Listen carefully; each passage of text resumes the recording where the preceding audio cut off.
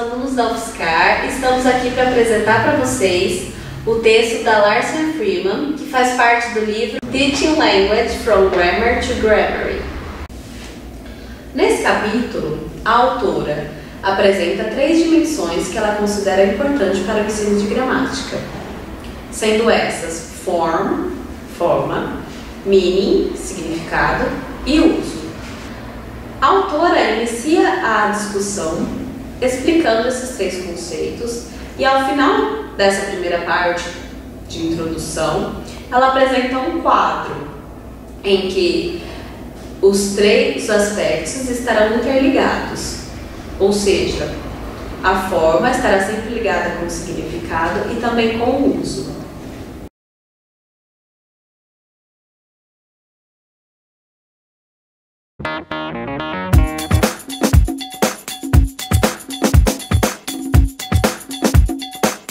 Por forma, Larsen Freeman diz que ela é composta de diversos aspectos da língua, como fonologia, grafologia, semiologia e morfologia e sintaxe. Como exemplo, nós podemos citar, da parte da forma, Larsen Freeman ela propõe que seja lançada uma pergunta, que é: como a unidade é formada? Diante dessa pergunta, nós podemos pegar qualquer parte da gramática e nos perguntar como essa unidade é formada. Como, por exemplo, se nós pegarmos o there is, como essa unidade é formada? Pensando na parte da forma. A gente vai perceber que o there fica na posição de sujeito. Geralmente, ele é sucedido pelo verbo to be. O sujeito lógico segue o verbo e determina um número. A frase preposicional muitas vezes segue o sujeito lógico. Essa é a sequência que Larsen Freeman explica como a unidade é formada. Nós pegarmos um exemplo para usar o there is numa frase em que o contexto seria: há um lápis em cima da mesa, ou seja, there's a pencil on the table. Se a pessoa que está redigindo essa frase para outra não está frente a frente com essa pessoa, concluímos que there is a pencil in the table seria uma informação que ela dá para essa outra pessoa, para o receptor. Pois there is pressupõe que é uma informação nova, que traz uma novidade. Caso essa pessoa esteja frente a frente e a outra fale there is a pencil in the table, ela pode soar muitas vezes rude, ou então pode ser mal entendida, pois ela vai estar propondo uma novidade e isso pode parecer irônico.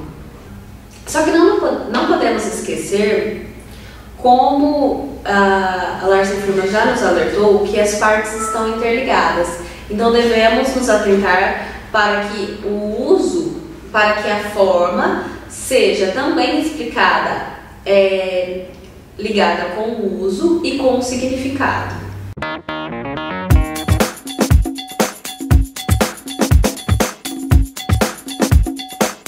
A segunda dimensão proposta por Larsen Freeman, no quadro de pizza que a Marina mostrou para vocês, é o meaning, que a gente vai considerar como significado. O significado seria aquela definição que nós encontramos em dicionários, gramáticas, né?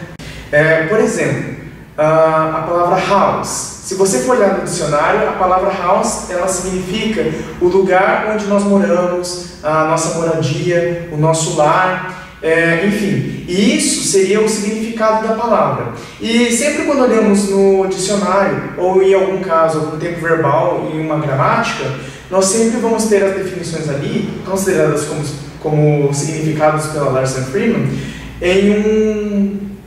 em uma situação sem contexto, em uma situação descontextualizada, né? Porque essa house, em algum contexto específico, ela não precisa significar, ela não vai significar necessariamente o lugar onde a gente vive, o lugar onde a gente mora. Ela pode ter outro sentido, né? Como, por exemplo, a expressão good morning em inglês é um cumprimento que você faz pelas manhãs para as pessoas.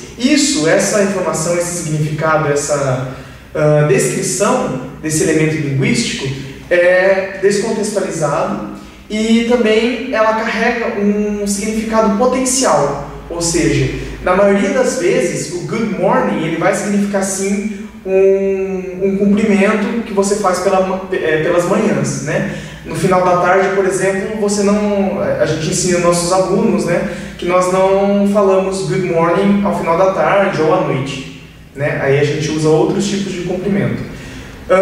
Porém, em contextos específicos, por exemplo, quando temos ironia ou quando temos sarcasmo ou algum tipo de desvio da transmissão da mensagem que nós consideramos como padrão, aí o good morning já vai ter um outro sentido, vai ter seu sentido deslocado, o que muitas vezes é complicado de se ensinar em um contexto de ensino de línguas, né? Então, por exemplo, a Larson Freeman dá um exemplo de uma mãe falando para o filho que acordou à tarde, 1 da tarde, 2 da tarde, e ela fala good morning.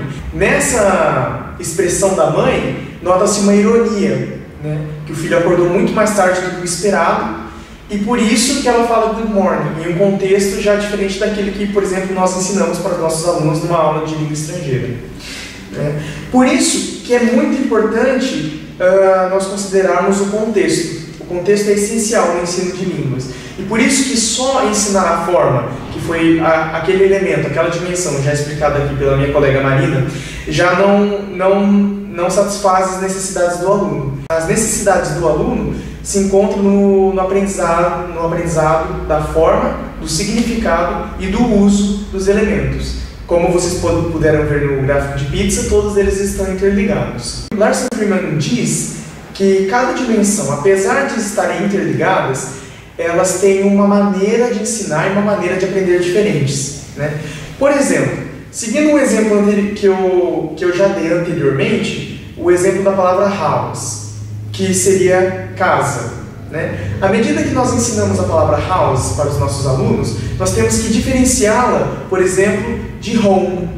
Temos que diferenciá-la, por exemplo, de apartment, flat, porque são palavras que também indicam o lugar onde a gente mora, são palavras que também indicam que são sinônimos ou que são parecidas no mundo real, não no mundo linguístico, né? Não no plano linguístico, e desse modo estamos ensinando no nível do significado, né?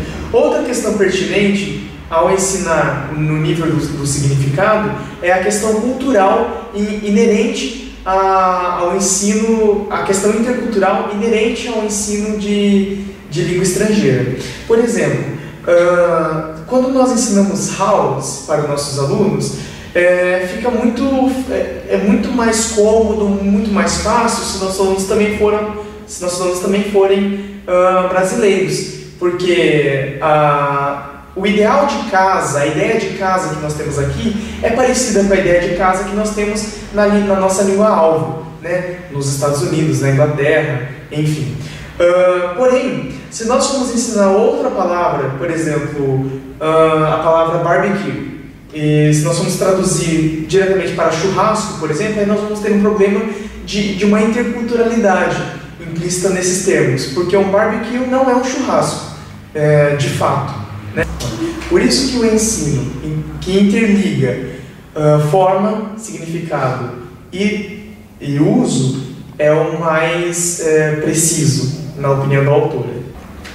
Como já mencionado anteriormente, cada nível, cada dimensão da gramática proposta por Larson Freeman, forma, significado e o uso, elas são aprendidas de formas diferentes e, consequentemente, ensinadas de formas diferentes. E é por isso que um professor pergunta a Larson Freeman qual que é a diferença entre ensinar o significado e ensinar o uso. E ela disse que ela teve muito trabalho em pensar sobre essa pergunta, porque as dimensões são realmente muito interligadas, interdependentes, porém há uma diferença na forma do ensino dessas dessas dimensões, né?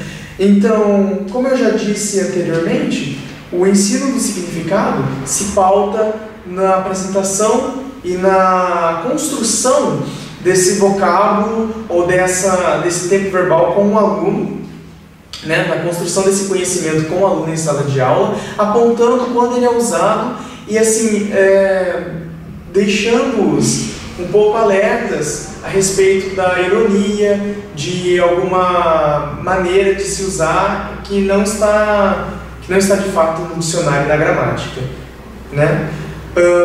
E também deixá-los cientes dos fatores interculturais, né? Já o uso, ele requer uma maneira diferente de se ensinar. Ele requer mais uma prática em sala de aula em que os alunos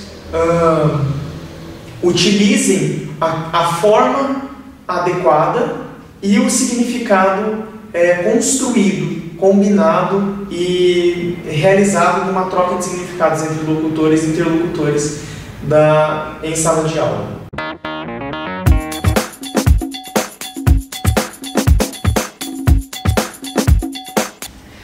A outra dimensão que a Larson Freeman vai citar é a dimensão do uso, que é mais explorada pela pragmática. O uso ele vai compreender como um dos itens dele as funções sociais, que consistem em desculpas, promessas, convites, concordar ou discordar, esse tipo de marcação de função social. Um dos exemplos em que se pode analisar melhor a função social de uma palavra ou outra é, por exemplo, quando a gente vai responder a um convite para ir no cinema, em inglês. Existem três expressões consolidadas que se referem a pedir perdão ou desculpa, por exemplo. A primeira é excuse me, a segunda é I'm sorry e a terceira é pardon me. Falantes podem optar por responder, por exemplo, excuse me, but I don't have time tonight, ou seja, perdoa, mas eu não tenho tempo essa noite, hoje à noite. Ocorre que excuse me é um erro pragmático ou um distúrbio pragmático, porque ele não tem a função exata de recusa ou de declínio a um convite, como por exemplo ir no cinema à noite. Por isso que o mais adequado pragmaticamente ou em relação ao uso seria mesmo usar o I'm sorry but I don't have time tonight, ou seja, me desculpa, mas eu não tenho tempo hoje à noite. Outro exemplo em que se pode analisar melhor o uso e que a própria autora traz se refere ao of course. O of course tem várias funções. Frente a uma pergunta como, por exemplo, can you help me to fix my car? Se eu respondo com of course, fica claro a minha intenção de ajudar essa pessoa. E se fica clara a minha intenção de ajudar essa pessoa, o of course foi utilizado de uma maneira adequada. Por quê? Porque, frente a frases afirmativas, a utilização do of course pode ser mal interpretada por outros falantes, de modo que pode significar má educação. Ou seja, muito embora o significado do of course tenda a uma noção de concordância, de solicitude, ele tem momentos específicos em que pode ser usado, de maneira que pragmaticamente ele pode ser adequado ou inadequado. Essas adequações ou inadequações correspondem à noção de pertinência, educação, solicitude. Ou seja, utilizando o of course como resposta a uma frase afirmativa, o of course desempenha uma outra função que não a de concordar ou de se mostrar solícito, mas sim a de uma postura rude e mal educada. É claro que pode haver certa resistência de professores no que concerne à exploração da pragmática, de maneira que isso pode ser mais claro aos falantes nativos. Se arriscar na tentativa de compreender melhor como a questão pragmática se dá na língua, é uma tarefa necessária, ainda que difícil. A apreensão de noções concernentes à pragmática pode ocorrer num espaço de tempo maior, se nós compreendermos as 3 dimensões que a autora tem abordado.